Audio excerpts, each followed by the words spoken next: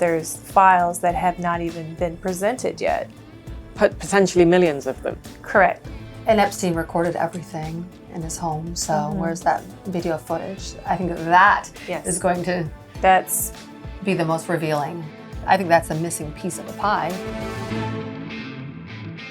Hello, I'm Matt Fry. Welcome to Trump World. I'm in London. I'm Anushka Astana in Washington, D.C. Maybe we should call it Epstein World, because the whole world, and of course the US, is totally consumed by the release of the Epstein files. And Matt, it is very, very dark. It paints a terrible picture, a picture that we had already been given sight of to some extent, but the details are just so gruesome of him running this ring of sexual abuse and this network of unbelievably powerful friends. I mean, reading some of the details of how he actually spoke to some of those individuals, how they appeared to hang on his every word, is just really quite something, isn't it?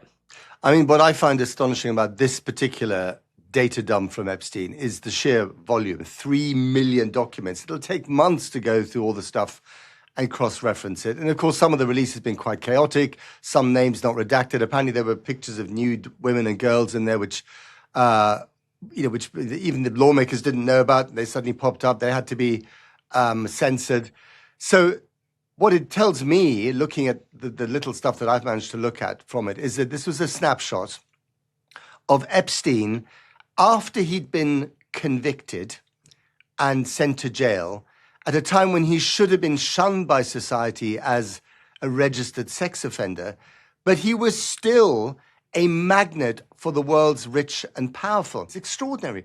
And then the degree to which these people trusted him and confided in him. Why would they do that? Why would they do that to a guy who was known as a sex offender? And just this morning, our own investigations team, who are incredible and who have been looking through this in great detail, have uncovered a spy cam footage from inside Epstein's Palm Beach living room. I'm just going to read this because I want to get it exactly right. Channel 4 News has verified it. It appears to show him recording himself with potential victims. It seems like more evidence of the use of voyeuristic surveillance as part of his sexual exploitation of women and girls. Epstein's victims have repeatedly alleged they were filmed as part of a pattern of exploitation and abuse. There have also been accusations from some victims that Epstein accrued evidence of sexual exploitation as part of a blackmail operation. I have to say, I've heard from survivors who said they were terrified about coming forward because they felt such shame, but also because he had photographs of them. One of them said to me, it was only when he was dead that I finally felt this release, because she'd felt so trapped by him. And the images show him as well in a robe, a dressing gown. And again, I've spoken to people who described even going to a job interview and him turning up and coming out in a dressing gown and speaking to them in that way. I mean, every day brings fresh horrors, doesn't it? Again, what I find bizarre is how he was able to create a very unsafe, dangerous place for his victims, and how he lured them into the trap with promises of, model agencies and access to film producers and dental care and maybe plastic surgery, and sent his scouts around Eastern Europe and Russia to literally harvest these women for his own harem. And at the same time created this safe space for the world's rich and powerful. Why were these people who were so rich and so powerful, why did they regard him as such a magnet? And I think it's almost like a social Ponzi scheme. If you know Epstein, you're in that inner circle, you're having fun, you're making money, you may be parking your money with him. It's okay. It'll lead to good things. And the outside world out there that cares about the victims, that might at some stage ask for accountability, well, they can go to hell. We're going to hear from two survivors who I've seen previously standing outside Capitol Hill pushing for the release of the Epstein files. And we're going to hear from them on whether they think they're actually starting to get accountability. Bit of a spoiler. No, not yet. But let's just talk through America. So the kind of key figures here, obviously Donald Trump, Howard Lutnik, the Attorney General Pam Bondi, who is today in front of congressmen and women who are going to be grilling her, and also the process and the fact that lawmakers have finally been allowed to go in and see unredacted files. There's so many names in it, but let's start with the most important one, Donald Trump. More mentions of him. Tell me how and in what context. Yeah, I mean, Donald Trump is a really interesting one. We know that he had a really close friendship with Epstein back in the 90s and very early noughties. Interestingly, he would say, this vindicates me, let's move on, whilst someone like Keir Starmer, who didn't have a relationship with Epstein, is obviously in quite a lot of trouble about his appointment of Peter Mandelson. But as you say, Donald Trump is mentioned many, many times. And actually, one congressman, Jamie Raskin, came out of looking at the unredacted files and said, when you search for Trump in the unredacted files, the name comes up more than 1 million times. I think it's important to say, when people say there's no smoking gun here, that really the files begin in 2005, which was the first time there was a raid, an FBI raid, from which they started to collect material. And by that point, obviously the relationship with Donald Trump had disappeared to some extent. So I don't think the fact that there isn't a smoking gun means that there shouldn't be accountability around the relationship with Donald Trump. And there still may well be a smoking gun. But what's come out here is quite interesting. It was a police figure who gave evidence in 2019 referring to or claiming that Donald Trump had called him back in the noughties and basically said everyone knows what Epstein's up to, apparently called Ghislaine Maxwell evil at that time, which tells you two things. It suggests that Trump did know what was going on. And it's so interesting when you speak to survivors, because they say, and you'll hear this, they say anyone who was close to him knew what was going on. But also, and this was what the press secretary, Caroline Levitt, said yesterday when asked about this, also it does suggest that Donald Trump didn't approve of what was going on. I think it should also be mentioned that Donald Trump famously doesn't like to use emails. And of course, remember, we're going on email records and photographic records in the files. Think of all those phone conversations and all those in-person conversations that Epstein had that we will never, ever know about. What is the world that opens up, before our eyes, in our imagination when it comes to that?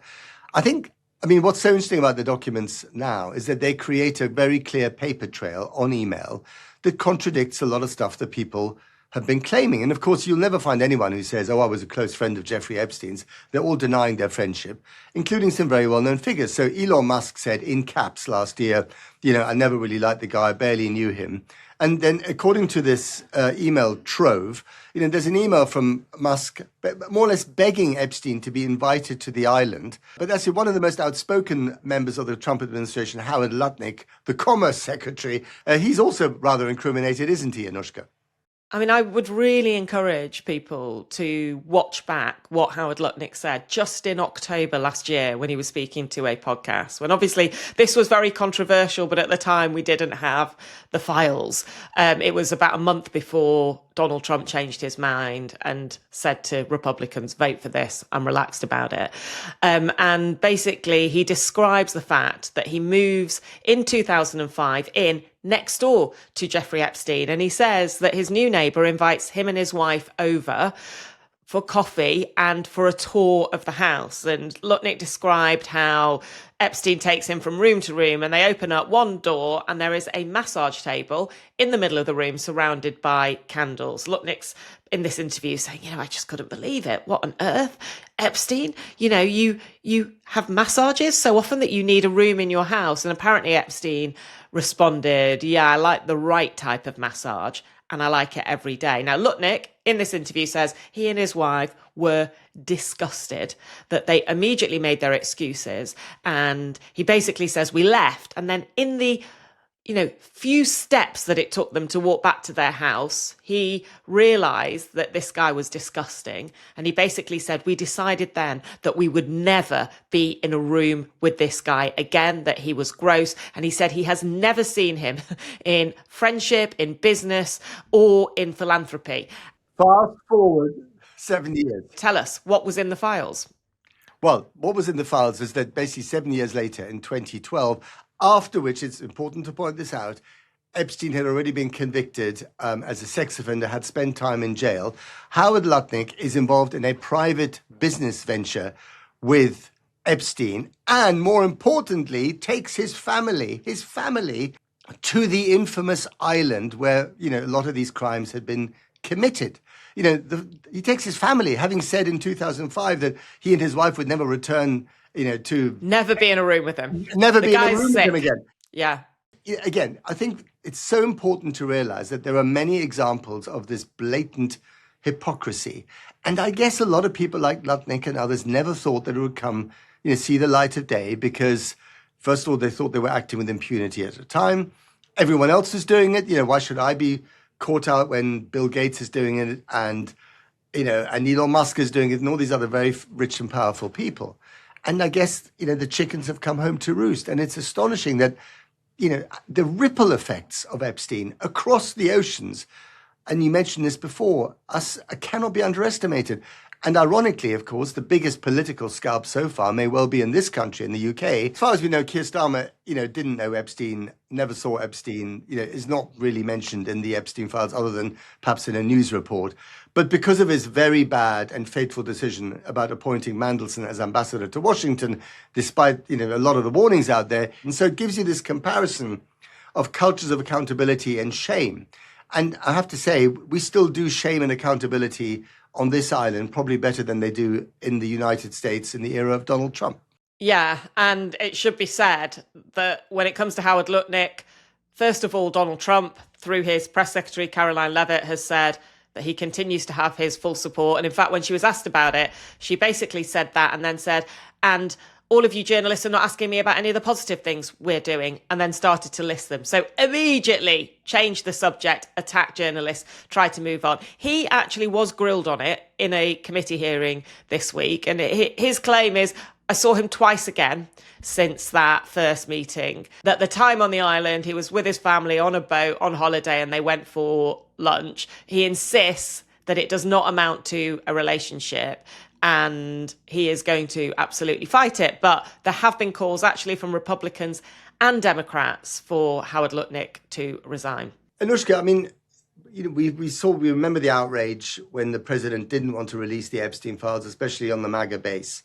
Is the MAGA base now content with what they're getting? And is America, beginning to kind of normalize the extraordinary revelations in these files, or are they outraged?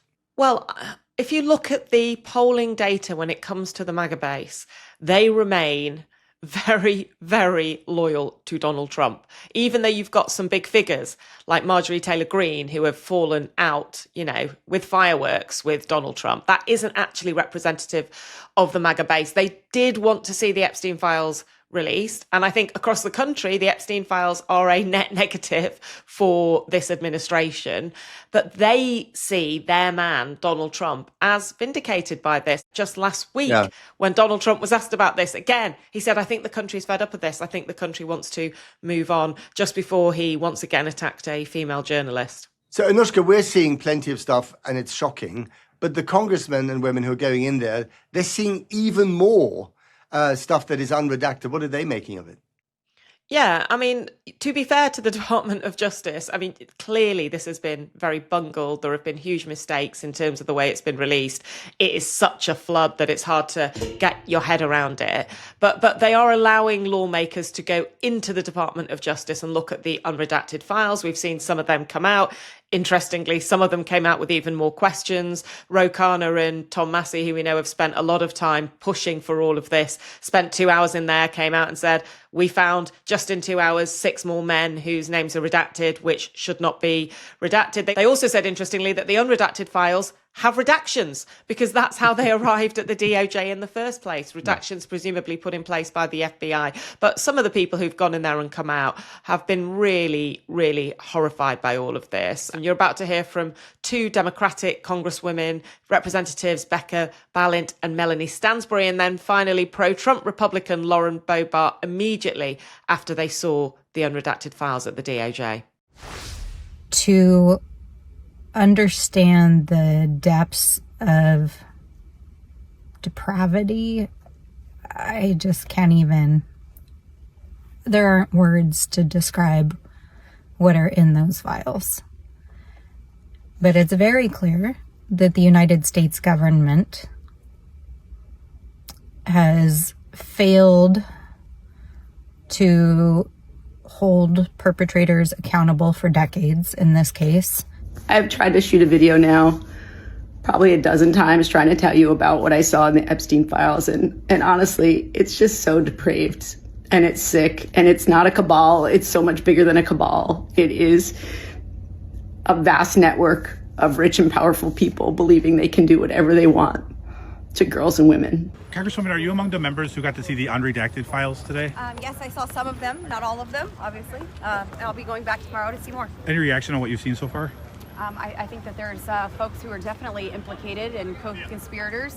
And, I don't think everyone there that was talking about underage girls being trafficked are victims.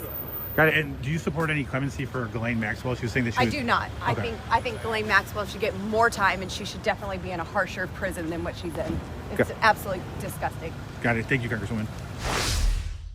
And of course, we shouldn't forget Ghislaine Maxwell, who's spending jail time for this. She's still in jail, but she did testify before Congress this week.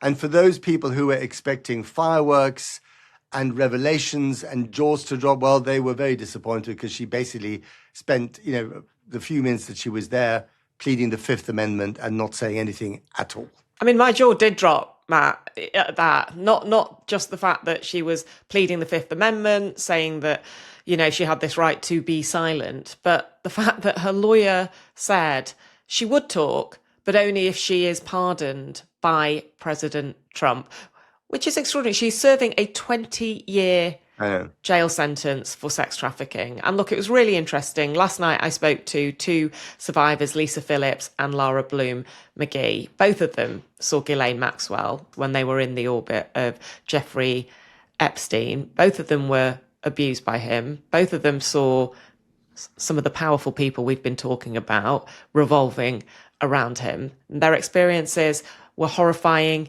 and traumatic. Have a listen. My name is Lara Bloom McGee. I'm from Little Rock, Arkansas, and I am a survivor of Jeffrey Epstein. I recently came forward with public in November of 2025. I was inspired by the press conference that Lisa and some of my other survivor sisters did, but specifically Lisa. She inspired me to speak and to no longer suffer in silence. And I wanted to do that for my 3 daughters and for anyone else that may ever have to experience sexual assault. This is bigger than us, bigger than everything with Epstein. We're just getting started, and we can make a huge difference long term. Lisa? Wow. You inspire me too. Thank you. So I'm Lisa Phillips, and I'm a mother of 3 boys. And they were the reason also that I took this challenge on. And I've just always been an advocate for survivors because I didn't have survivor sisters. I didn't have a supportive family and, partner at the time when I wanted to speak out. And so I thought it was really important to be there to support other survivors. And that started with Virginia Giuffre in 2019. Not just Epstein survivors to come forward and kind of own their story and let go of that shame and step into that power so that we can do something collectively together. And how are you coping with all of this? It's not easy, I'll tell you that. I think since the last files were dumped on that Friday, my nervous system has not been the same. There's something I just can't shake. We were always aware of, the 18, 24-year-olds in New York that were groomed and manipulated and abused. And then it was hard for us to deal with the minors in Florida that are survivor sisters of ours. And finding out about some younger victims has been very difficult for me. I feel sad about it. There's a sadness to me about it. I'll tell you this. There's only so much that I can watch as far as the media. And I think that that's some advice that I can give to all of my survivor sisters. Like, there's only so much that we should take in for our mental health. You're struggling with your mental health. It's a lot.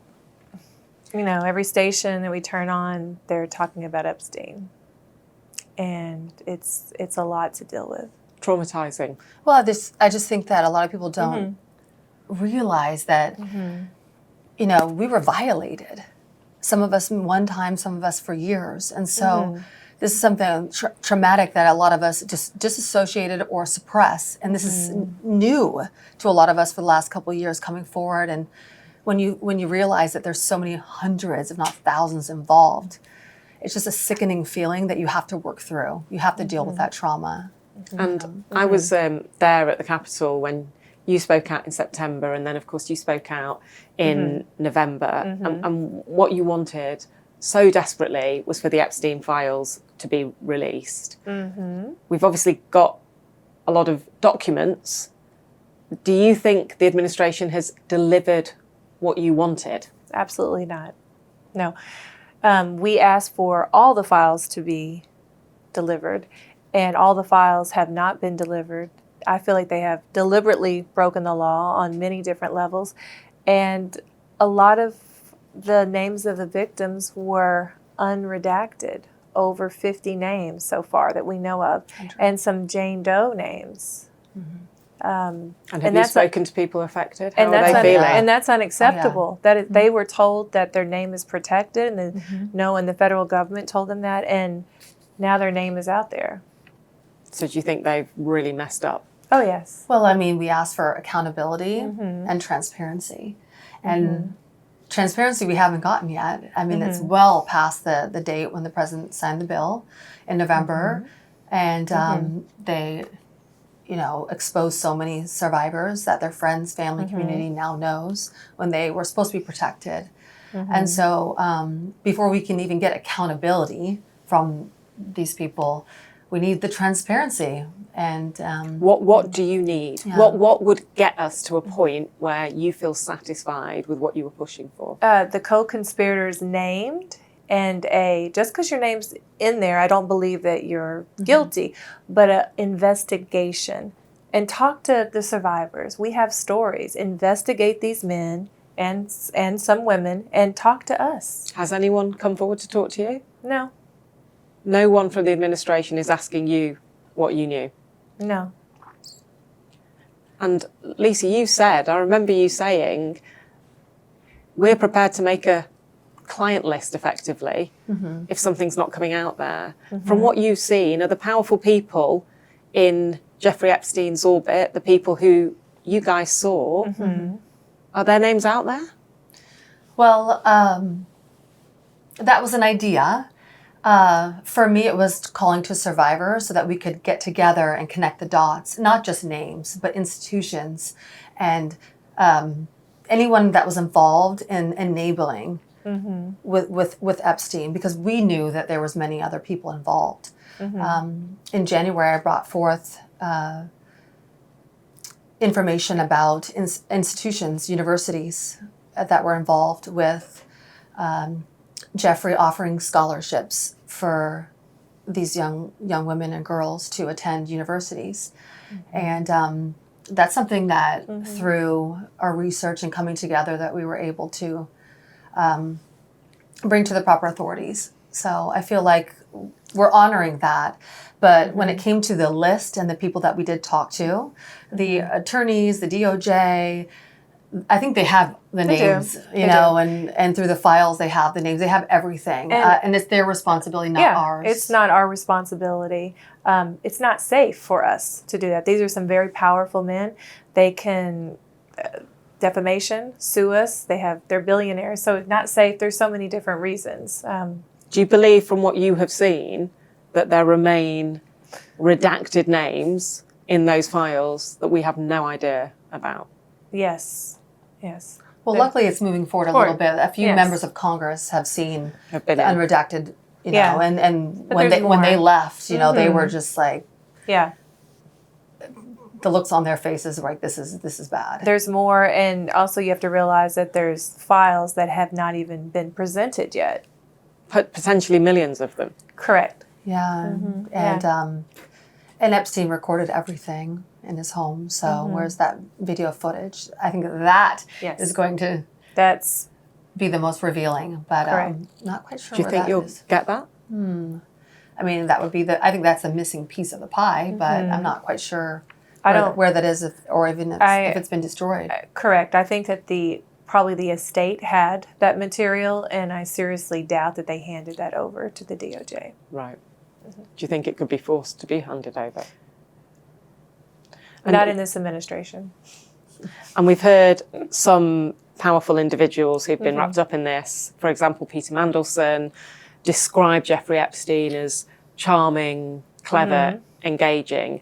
I care about how you would describe him, and I just wanted to ask you, what was he, what is he to you? Charming, clever, engaging would be definitely a way to describe him. I mean, most survivors would tell you have to have the kind of this love-hate relationship. Yeah. He had to be really good and help you out and do things for you to be really bad. So I think those are good descriptions of him, but I would also say calculated, strategic, master manipulator. Definitely, yeah. Yeah, and a monster. Yeah, definitely a monster. And he's not here now, but Ghislaine Maxwell is. She's serving a 20-year sentence. And I have to say, I was shocked when we stood outside the room where there was the deposition, and she said she would say nothing unless she was pardoned. How did you feel when you heard that? Well, she felt like another criminal will pardon another criminal. That's not accountability. No, that's like, I'm just here for myself. I still don't care about you survivors and what I did. You know, I just want to get out of here and think she's going to escape this and where she's going to live in her castle again. And I don't understand what she thinks is going to happen when she's freed. I think she should stay behind bars and probably not have puppies and dinner parties. No, I think she should go back to the prison. She's exactly where she needs to be. This operation would not have been successful without her. Do you remember her in the times that you both saw a lot of Jeffrey Epstein? Well, we both met her, but I only met her once briefly, and I think you met her before. Yes. I was recruited by her, and I feel like if it was not because of her, of how she elevated him and talked about him for months, of this wonderful man that has all these connections and could help me, then I wouldn't have met him. So you must have been pretty angry when you heard that she was pleading the fifth. Oh yeah, she's where she needs to be. And these are two really good examples because a lot of the young girls were brought by Ghislaine, like yourself, and then Jeffrey also had these layers of the young girls bringing more young girls, and I was brought by another young girl.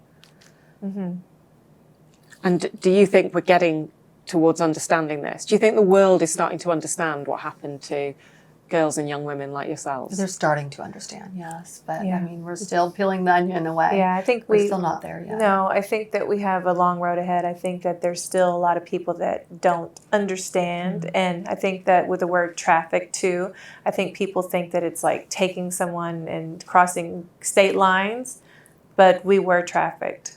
We were told by him or Ghislaine to sleep with someone, and for reasons unknown, but his wealthy friends.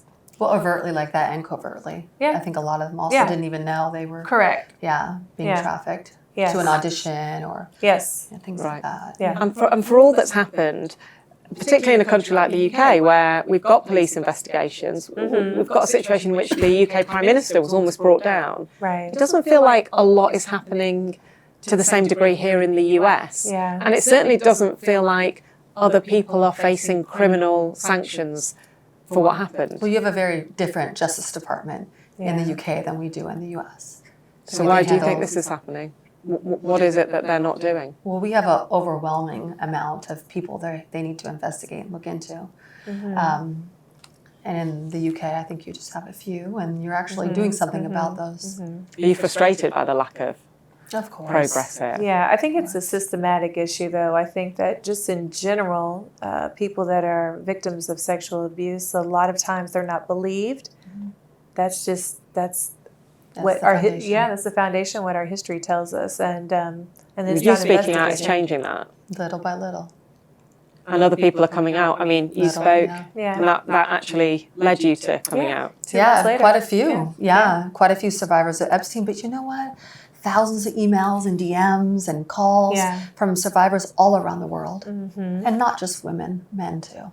That were just like, I've never told anybody this, but this happened to me at this age or in college, or and people are just wanting to get it off their chest because it's like 1 in 4. You know, so it's a deeper issue than just Epstein. Yeah. And just on him, did he talk to you about his powerful friends? Of course. How did he describe them? Why did he live that life? Did he explain it?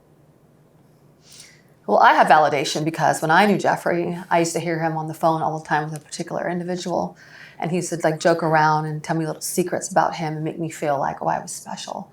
And recently I saw him in the files and I was just like, yeah, finally. I've never said anything about him because he's a very powerful man, very wealthy man. And you wouldn't name validation like that is just, that validates our stories, even though it's not outward or anything. It's just something that we know things and saw things, and it's like now we see them in the files so many years later. And just to be clear, you would rather not name who you're talking about. You have to understand a lot of survivors are very scared of people. But read the files, his name's in there. And do you think that is the beginning of accountability? Yes. Not on the person, no. Not on that person. Yes.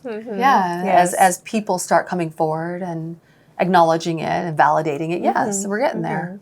Do you think it was possible to have been in Epstein's orbit, to have been at his dinner parties, to have been one of his close friends, and to not have known what was going on? That's a hard one. If it was someone that was around quite a bit, they absolutely knew what was going on. If you were just, I met him one time, I was invited to a dinner party, no. But it didn't take too long. No, because he wore his perversions very outward. It's all he kind of talked about, and you knew about him. And I would say every male who knew outward, would know exactly, unless you're just meeting him and he probably took a little time. Donald Trump basically says, it's all a hoax, the country's fed up of hearing about it, and I'm vindicated. What do you think about all of that? I never met him. Well, we're not a hoax. We're real. Our stories are real. Our pain is real. So that first part, we're not moving on. He would love for us to, because he's in the files many times. But we're not going anywhere. We're here, and we're going to keep speaking. And there are obviously people who were friendly with Epstein, or who knew Epstein, or who met him even after he was convicted, who may not have any other accusations against them. And one of them is the Commerce Secretary, Howard Lutnik, who insisted, he decided in 2005 he would never see this awful man again, and has clearly now met with him twice since that. Do you think people like that should resign? I think that he will be forced to resign at some point. And do you think this will spread? Do you think the pressure is starting to grow here? Yes, this is not going anywhere, and if we don't get justice now, we will in the next administration. So yes, absolutely. We're inching forward with this, thanks to people like yourselves speaking out. We're starting to see pressure exerted on the DOJ, exerted on people like Pam Bundy, but clearly there's massive frustration. How optimistic are you that we get to a point where there is justice and where there is accountability? I have hope, and I'm going to continue to have hope. I feel like we are making great strides together, and no matter how frustrated I get, I know that we're going to have answers. Yeah, and I'm an optimist too, so I do have lots of hope, because also we're not stopping until we get, until we get there and we get answers. And we have many people in Congress and representatives that are supporting us, and they want answers as well. So I do think little by little we're getting there. I feel like there are many people that need to have courage, that can vote a certain way, but we're lacking a lot of courage right now. In Congress? Yes. Among lawmakers? Yes, courage to do what's right. Yeah. And what do you want them to do? To do what's right. This is not about Republican, Democrat, to do what's right. And everybody knows what that is. Yeah, to do the right thing.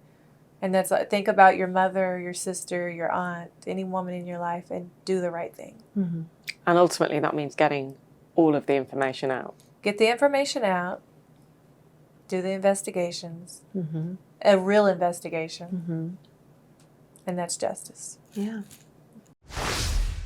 Amazing interviews there, Anushka. I mean, for them to come forward and talk as openly as that to you, I think is really, really brave. And I think we spend so much time talking about the political ramifications of Epstein, and of course we should, because they are real and they will have consequences. But we should never really forget the fact that at the heart of Epstein's, ecosystem of abuse and sleaze and money and power were the victims. Yeah, survivors who are slowly becoming brave enough to speak out. And it was really, really interesting to speak to them. I'm very grateful for them joining us. And that is it for this week. Trump World will be back next Wednesday. Bye from here in Washington, DC. And goodbye from me in London. See you next week.